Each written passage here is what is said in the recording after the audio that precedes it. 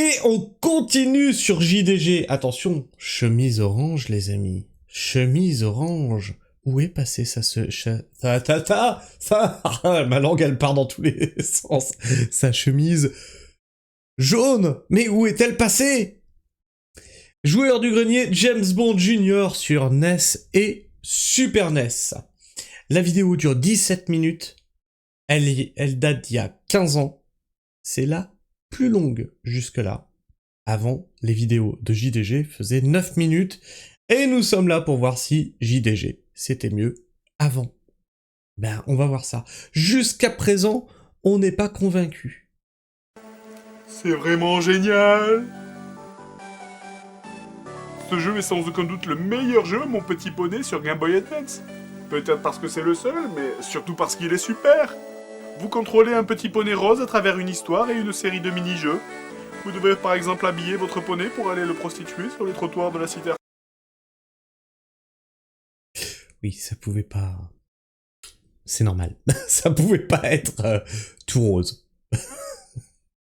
Arc-en-ciel. Vous soufflez dans une chenille avec vos naseaux. Le gameplay de ce jeu est tout à fait passionnant et vous permettra de... Oh mon dieu, qu'est-ce que je suis en train de faire?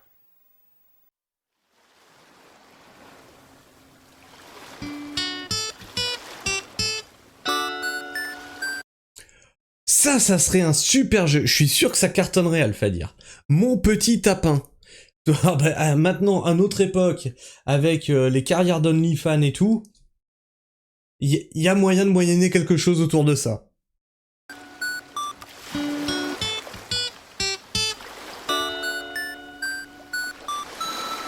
Un, 2, 3, 4.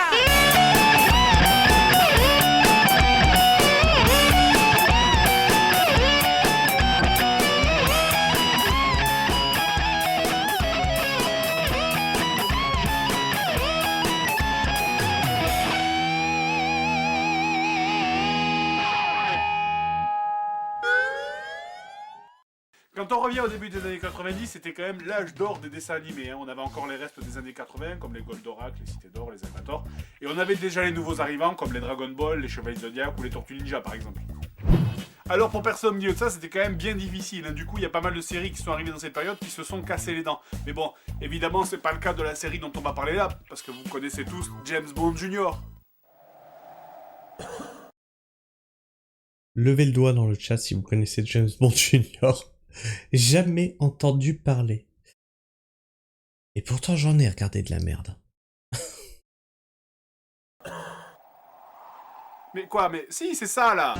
Bonjour, mon nom est Bond, James Bond Jr. Je suis le neveu du plus célèbre agent secret du monde. Vous savez, 007. Bon, ok, ça va, j'ai compris, personne connaît, c'était nul, je sais. En fait, la série est même pas restée 3 mois à l'antenne en France avant d'être retirée. Je vais pas la critiquer, ça serait un peu comme tirer sur l'ambulance. Par contre, le jeu, lui, il est resté dans les mémoires, mais pas pour les bonnes raisons. On va commencer par la version NES. James Bond Jr. sorti à... Mais moi il y a un truc qui me trigger. C'est-à-dire qu'ils ont sorti une série qui n'a pas marché, et ils ont sorti un jeu sur cette série qui n'a pas marché. Ouais, faut avoir le goût du risque, hein. En même temps sur NES et sur Super NES en 1992, on y incarne le neveu de James Bond qui est agent secret, parce que c'est bien connu que quand ton oncle est agent secret, par déduction, toi tu l'es aussi. Bon allez. Ok, ouais bon moi je peux pas aller par là, je suppose qu'il faut sauter dans le trou. D'accord, alors le but c'est de trouver 5 missiles, 40 minutes ça devrait aller je pense. James Bond arrive à sauter comme s'il était sur la lune. Le jeu en lui-même, c'est un jeu de plateforme ultra classique. On se balade en tuant des ennemis, on ramasse des armes dont j'ai aucune idée de leur utilité pour l'instant, vu que j'ai trouvé aucun bouton pour switcher les armes. Je pense qu'il y en a un, mais bon, c'est comme tous les jeunesses que j'ai perdu le livret, donc voilà. D'ailleurs, je dois quand même dire que c'est mal foutu, hein, parce que autant chez Sega, les boîtes étaient en plastique, et du coup, on conservait le livret super longtemps, il était bien rangé. Autant chez Nintendo, c'était de la merde en carton, ça se bousillait super vite, et du coup, le livret, il traînait n'importe où jusqu'à ce qu'on le perde. Putain, c'est tellement vrai. Ces boîtes en carton, elles étaient hyper fragiles en plus. Du coup, j'ai dû chercher sur le net comment switch d'armes, et comme tout jeu pourri, c'est une combinaison pourrie, c'est-à-dire select plus bas. J'arrive à la première fusée à désamorcer, il faut refaire en fait le schéma qu'il y a sur le côté, mais c'est vraiment, carrément, totalement... Non mais Alphadir, après fallait pas être bourrin. Les machins, on les emmenait à l'école pour se les échanger avec des copains, pour tiens, bah tu prends ce jeu-là ce week-end, moi je prends l'autre. Et le carton qui supportait même pas une pauvre petite averse dans la cour de récré, non mais je t'en prie. Non, super dur. Sérieux, quoi. Mais pourquoi ça doit être aussi compliqué, sérieux? Et puis enfin, mais vous croyez vraiment que si des terroristes voulaient détruire le monde avec un missile, ils s'amuseraient à foutre une application démineur ou Rubikube.exe pour désamorcer leurs bombes? Ça va vous permettre de forcer les fichiers.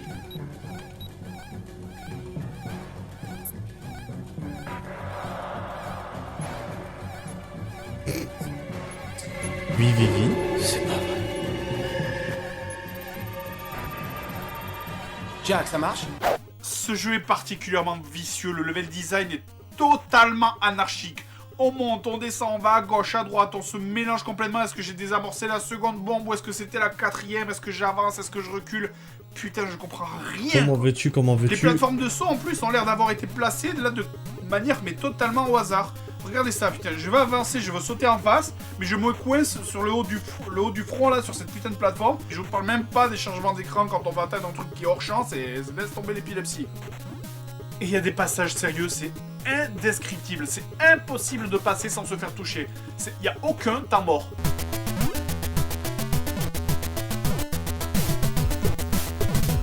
Il avait vraiment l'air d'un abruti quand il fait ça. Et sérieux, mais vous êtes tout le temps en train de prendre des coups. Passer niveau 3, en fait, tous les ennemis ont des balles à tête chercheuse. C'est magnifique. Et même les abeilles ont des flingues, quoi. C'est un truc de fou. Heureusement, les développeurs, ils sont sadiques, ils ont mis une grosse barre de vie, ce qui vous permet de souffrir encore plus longtemps. Ah bah tiens, je suis sorti de la jungle et maintenant, il y a des têtes de lit de Pâques qui sautent en me balançant des œufs. C'est des œufs de Pâques. Qui c'est qui avait dit que ça commencerait à être drôle quand Seb interagirait la dernière fois? Eh ouais, il y a quelque chose. Il y a quelque chose qui se fait.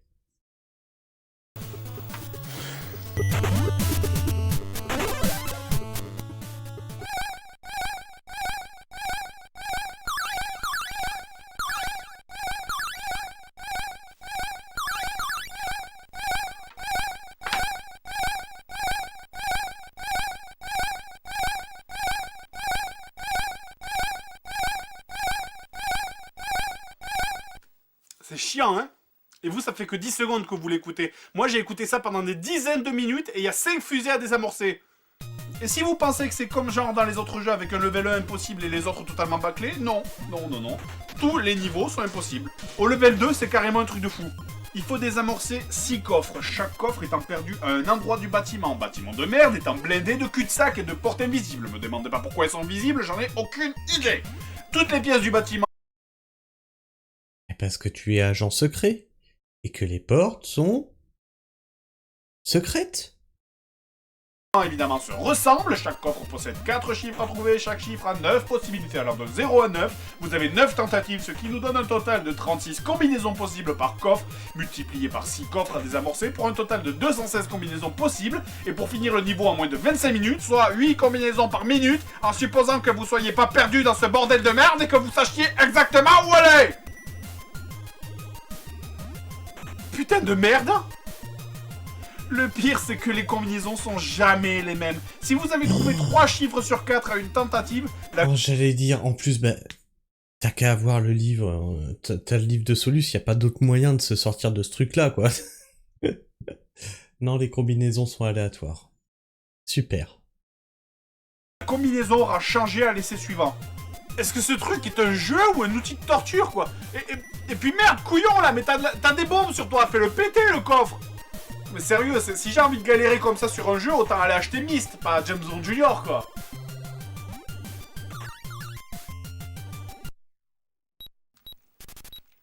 Ah, puis merde, allez, vas-y, casse-toi, tu m'énerves, quoi. Normalement, je suis censé me taper la version Super NES, là, c'est vraiment trop relou, quoi, j'ai pas envie, c'est bon, je préfère ressortir Petit Poney, c'est 10 fois mieux, allez, vas-y.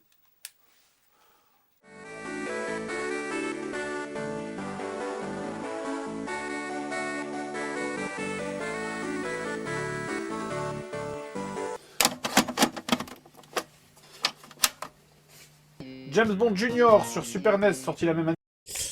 Ah, alors ça dépend, Shelby, t'as quel âge? Parce que, effectivement... Alors je vais t'expliquer un truc qui est un petit peu paradoxal. Je trouve aussi les jeux d'aujourd'hui trop faciles. Et je me faisais chier à mettre de la difficulté parce que je me faisais chier. Et maintenant... Ah non, je peux te dire que... Non, j'ai envie de simplicité. Vraiment. Maintenant, quand je me connecte, c'est plus pour galérer. C'est... Ah non, il me faut du simple. Ah, t'as 40 ans quand même? Ah, normalement, tu devrais commencer à dire, ouais, fais chier, j'en chie assez comme ça la journée. Que la version NES. Alors j'ai aucune idée de si dans l'histoire ça se passe avant ou après le jeu sur NES, mais en tout cas maintenant qu'il est en couleur, je remarque que visiblement le passage du niveau 2 sur NES l'a fait sombrer dans l'alcoolisme.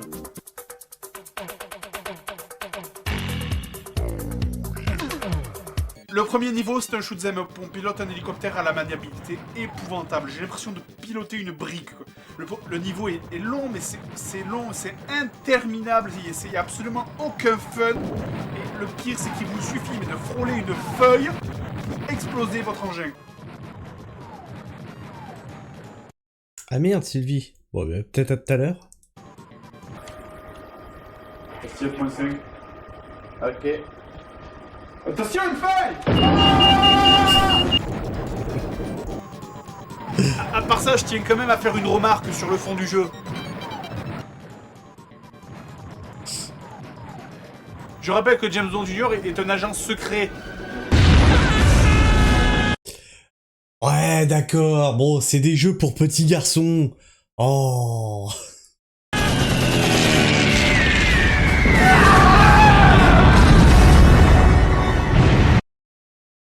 Techniquement, si personne survit, personne peut aller rapporter ce qui s'est passé, ça reste secret. Hein. En vrai.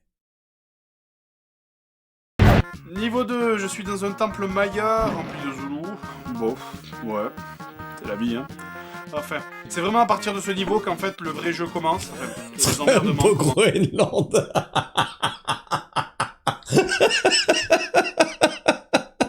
C'est carrément ça, ouais. Déjà les contrôles. Autant la gestion des sauts n'est pas vraiment mauvaise, on n'a pas trop de difficultés à atteindre l'endroit visé, autant les animations, elles sont vraiment pas terribles. D'ailleurs, on a un bouton pied et un bouton point, mais ils n'ont strictement aucune utilité. Tenez, par exemple, ce niveau 2 est rempli de serpents, sauf que je ne peux absolument pas taper au ras du sol. Du coup, pour tuer le moindre petit serpent, je suis obligé de leur balancer des grenades sur la tronche. Ou bien de leur jouer une fantastique musique hypnotisante.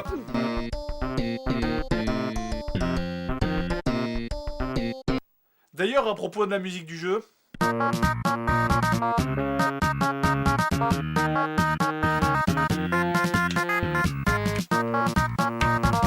Pour une Super NES, c'est vraiment nul à chier. Et encore, c'est celle du premier niveau la moins mauvaise, hein. Les autres, c'est juste des loops de 5 secondes.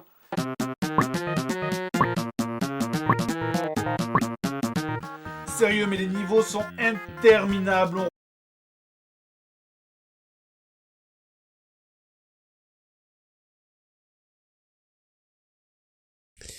Écoutez la musique.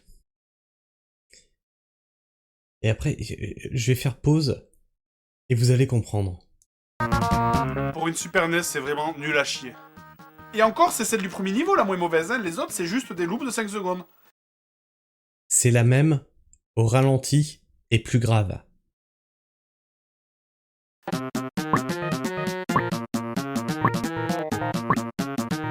Sérieux, mais les niveaux... C'est le même...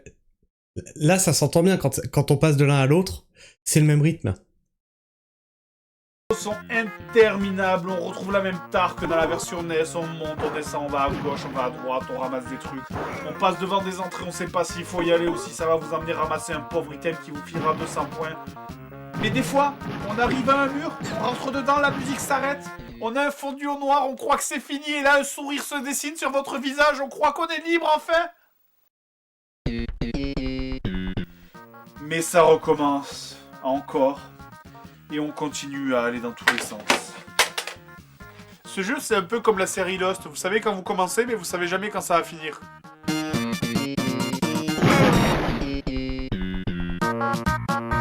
Alors ça, c'est vraiment un truc que je déteste. Oui, moi aussi, elle me dit quelque chose, mais j'arrive pas à mettre le doigt dessus. Il me reste qu'un seul cœur d'énergie, et dès que je recule pour éviter son coup, il repop. Évidemment, je peux pas... C'est comme le perso, hein. Le perso me dit quelque chose, pas du tout James Bond, mais j'arrive pas à mettre le doigt dessus. C'est frustrant. Qui raconte ta sœur. Et c'est pas vrai, quoi. À chaque fois, je repop au début. Y a pas de putain de checkpoint dans ce jeu. Allez, vas-y, tentative des... Ah bah on est deux à le faire dire. On peut pas mettre les doigts tous les deux au même endroit. C'est malsain. Espérer. Oh ya, ça sert à rien, mais bon, c'est la classe. Ok, briefing mission. Oula, les gars, ils parlaient pas tous en même temps. Moi j'ai inventé une super On enchaîne ensuite par d'autres niveaux selon le même principe. Un niveau en véhicule, puis un niveau à pied. En fait, c'est paradoxal parce que les niveaux en véhicule, c'est peut-être la partie la moins mauvaise du jeu. Notamment dans la mission 5, où on dirait que James Bond pilote un chasseur dans la stratosphère de Jupiter et qui, pour le coup, ressemble carrément à un AirTag. Niveau 4 maintenant, on est dans les égouts, et comme dans tous les égouts dans les jeux vidéo, il y a des mares vertes de plutonium qui traînent partout. Les fonctionnaires de la municipalité, ils ont installé des pics pour embrocher les jambes, ou pour leur aplatir la gueule sur les murs. Super. On se fait renverser par... Il faut pas aller dans les égouts, on vous a dit. Des vagues dans des flaques de 30 cm de haut. Génial. D'ailleurs, on commence à ce niveau à ramasser des items, mais c'est complètement barré, ça ressemble à rien. Du coup, on est souvent bloqué parce qu'on n'ose plus avancer, alors qu'en fait, on pourrait parce qu'on a le bon item. Et ça, c'est quoi, là, pour vous? C'est un masque à gaz. Et il apparaît même pas sur sa gueule, putain. Qu'est-ce que c'est, ça, pour vous? C'est une grenade qui permet de congeler l'eau pour la rendre solide. Putain, mais comment je suis censé vider ça, moi?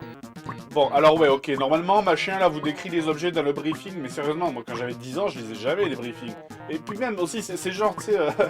Hey James, j'ai inventé des super objets qui te seront très utiles dans ta mission, mais en fait, tu vois, comme je t'aime pas, plutôt que de te les donner directement, je les ai cachés dans des endroits improbables où tu vas en chier un max pour les récupérer. Voilà. Allez, amuse-toi bien, ma couille. Le boss du niveau, il est juste catastrophique, ça se passe de commentaires.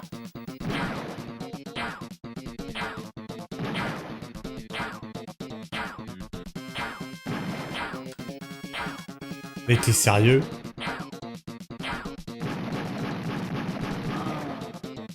Après ça, on continue les niveaux, c'est tellement la même chose qu'on a l'impression que le temps passe au ralenti, comme quand vous regardez un épisode d'Eric. Les téléphones sonnent. Vous êtes tous vieux dans le chat. Vous êtes forcément déjà endormis devant un épisode de Derrick. Chez mamie. Ou Louis la brocante, ça dépend.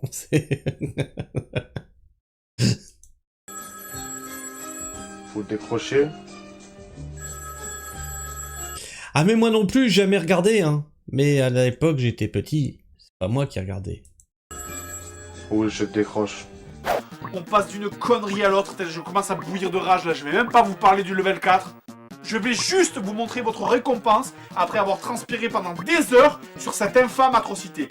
Alors oui, je sais, il y a pire, mais quand t'en as chié pendant des jours pour tester ce truc, mais voilà ce que tu te tapes à la fin, quoi.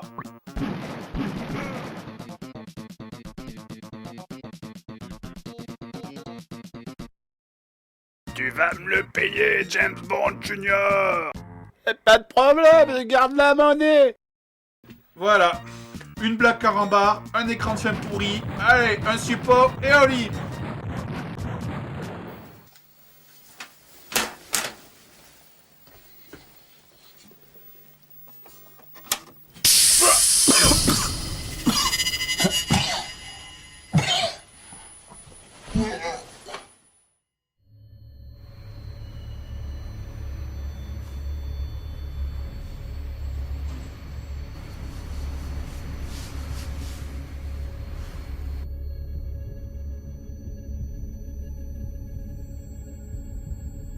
Bonjour, Monsieur Grenier.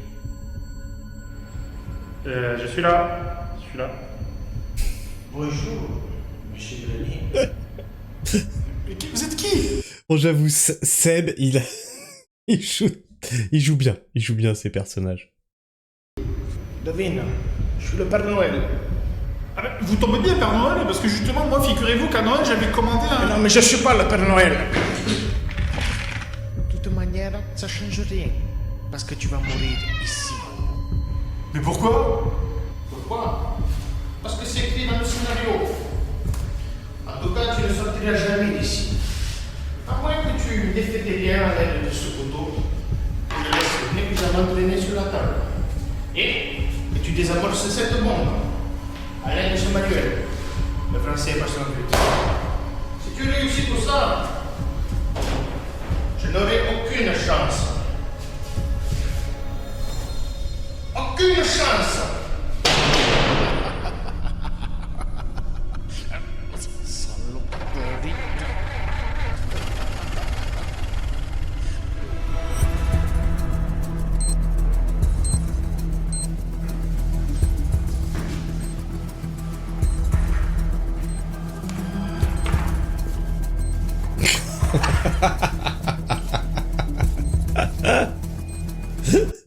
Ça me rappelle tellement les épisodes d'Agence Touriste où ils les enfermaient à chaque fois dans un endroit qui était blindé de matériel pour qu'ils puissent faire un truc, tu vois.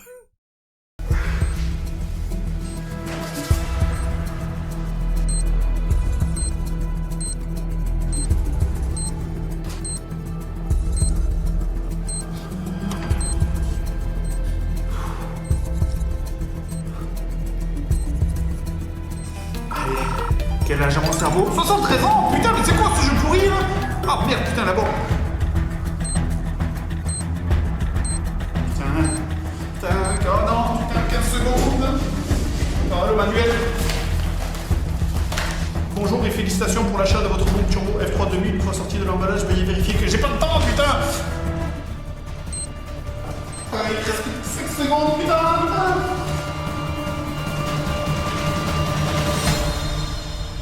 Ah, putain, merde. Oh, mon plan était parfait. Tu me le paieras, gadget. Grenier. À tes feuilles.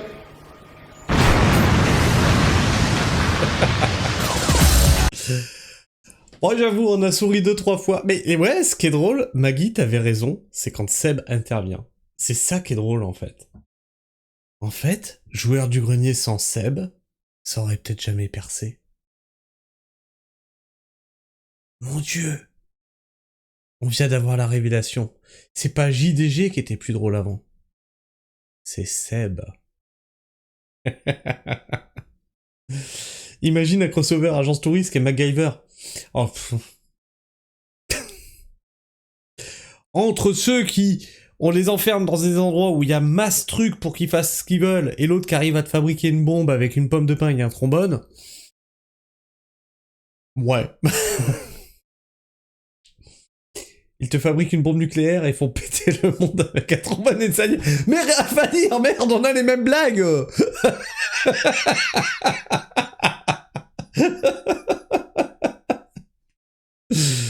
C'est la première fois que je regarde JDG. Sérieux, Shelby? Sérieux, Shelby? Mais JDG quand même! Merde!